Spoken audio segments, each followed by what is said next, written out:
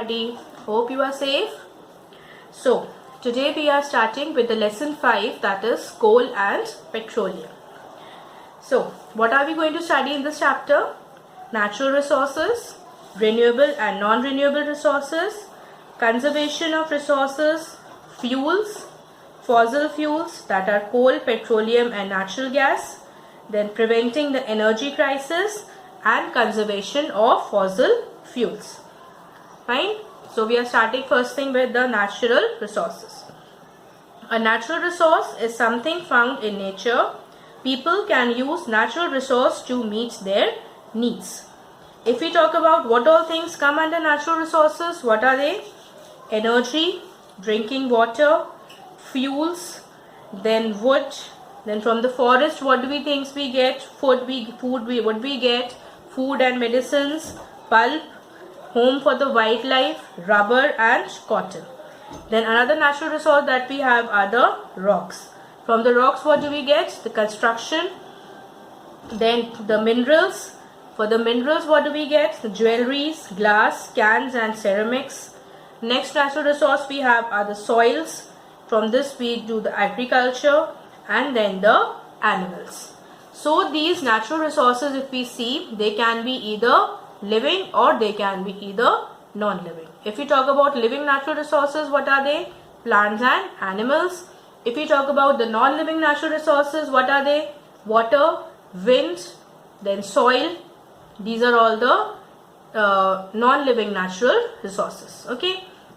Now, another classification of natural resources is the renewable and non-renewable natural resource. What are renewable natural resources? They can replenish themselves by quick recycling within a reasonable time. On contrary, what are non-renewable? They cannot replenish themselves by recycling and replacement. Renewable, they are not likely to be exhausted. For example, soil, forest, wildlife, underground water. Non-renewable, they may be exhausted. For example, minerals, fossil fuels, like coal and petroleum. So these are the renewable resources and non-renewable resources. Now, next we come to the conservation of natural resources. That is, why do we need to conserve the natural resources? First point, why they are needed? As the human population is continuously growing, the consumption of natural resources is also increasing. With the increasing industrialization and urbanization of the modern human society, the use of all resources is rising. Next, conservation is the proper management of a natural resource to prevent its exploitation, destruction and degradation. That means what? That what is conservation? That we should know how are we going to use our resources so that they are not getting wasted. Okay. And why the conservation is needed?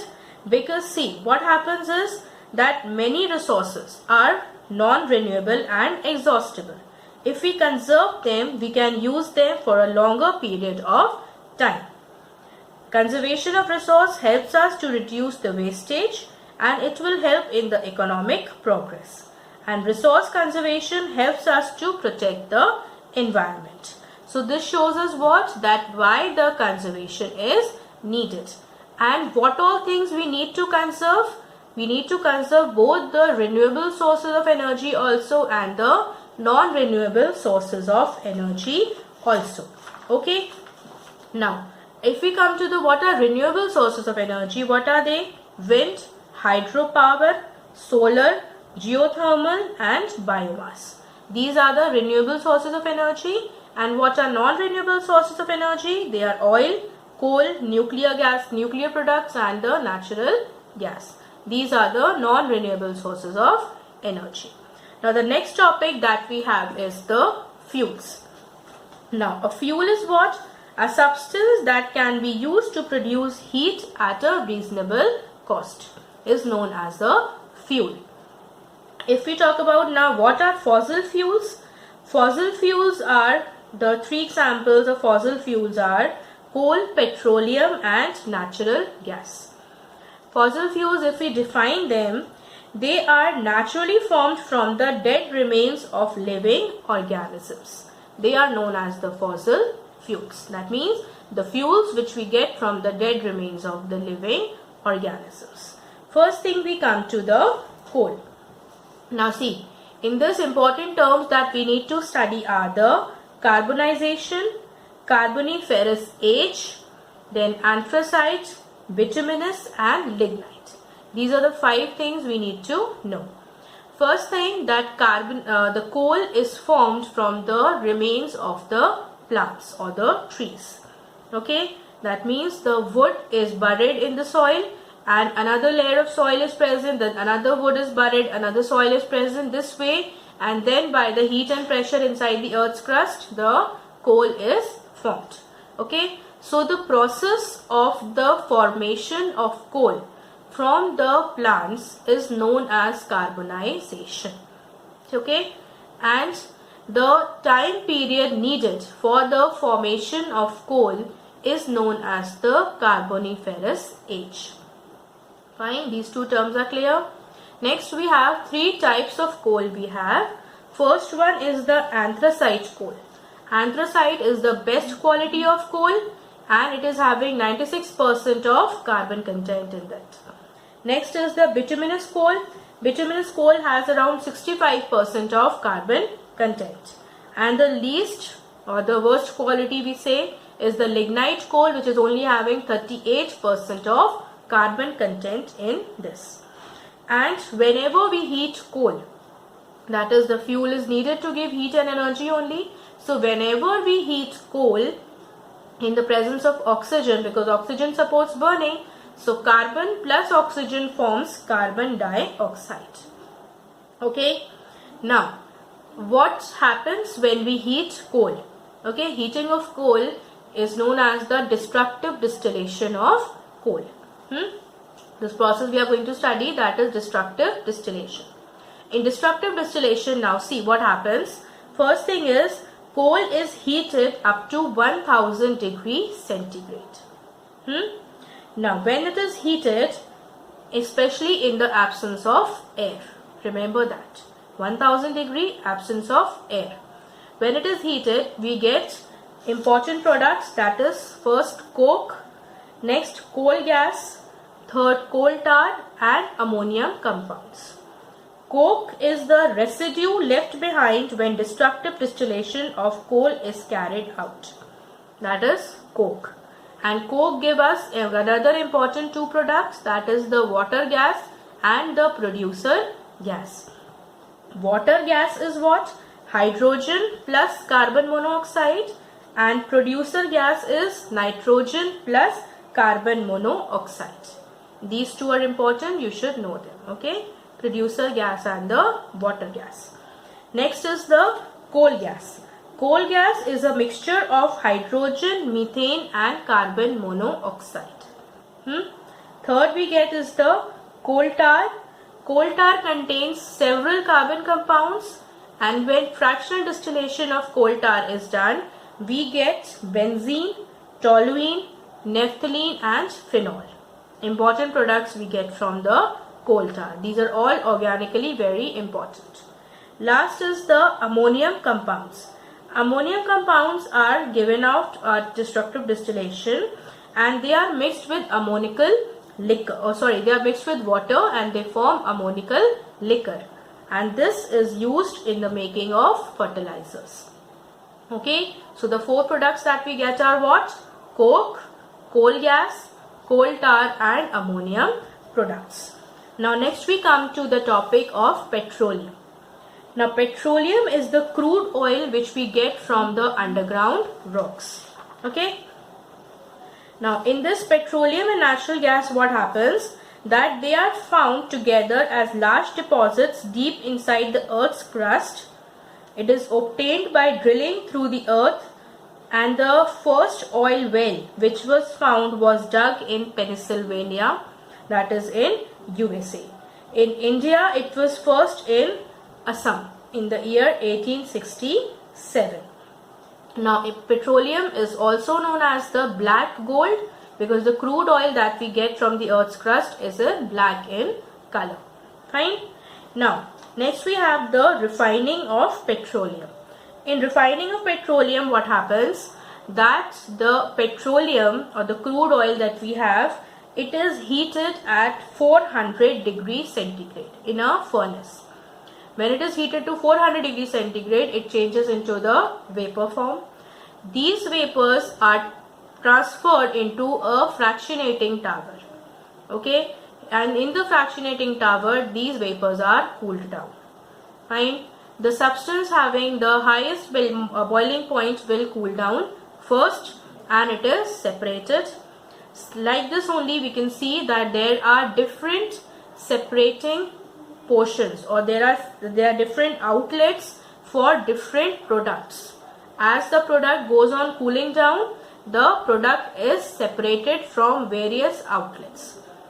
So refining of petroleum gives us many other products, like it gives us the kerosene, it gives us the gasoline, then it gives us light oil, it gives us heavy oil.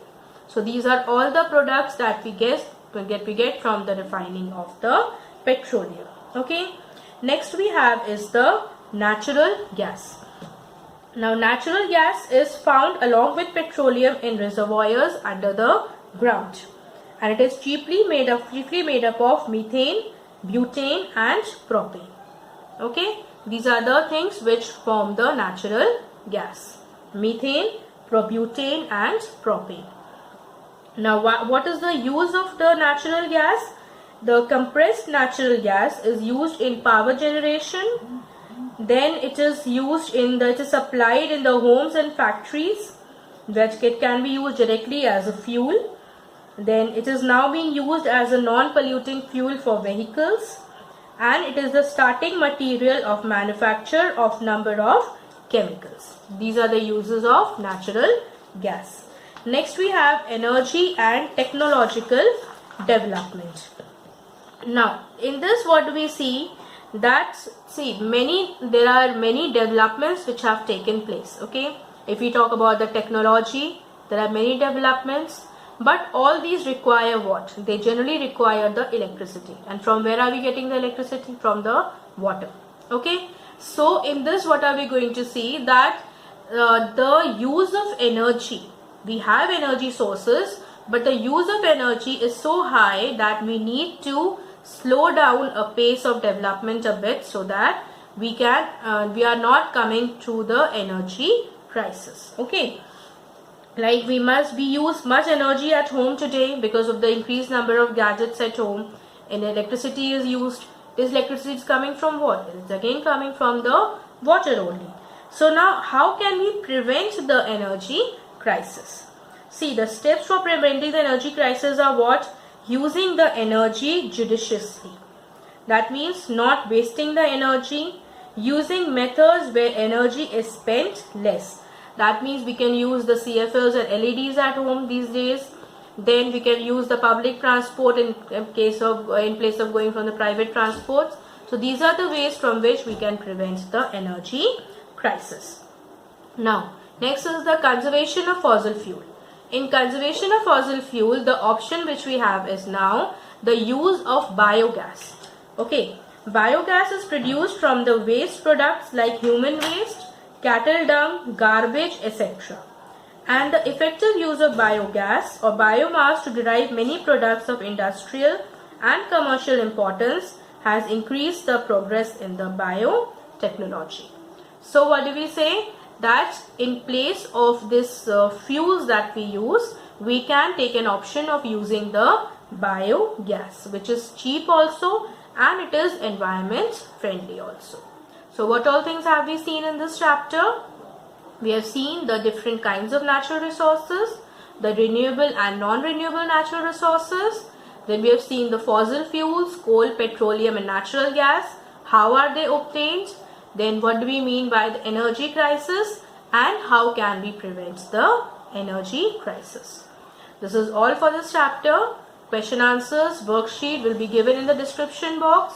You can complete your copies, go through the worksheet, complete it, and give a thorough reading to this chapter, because there are many terms which are important so that you can know them.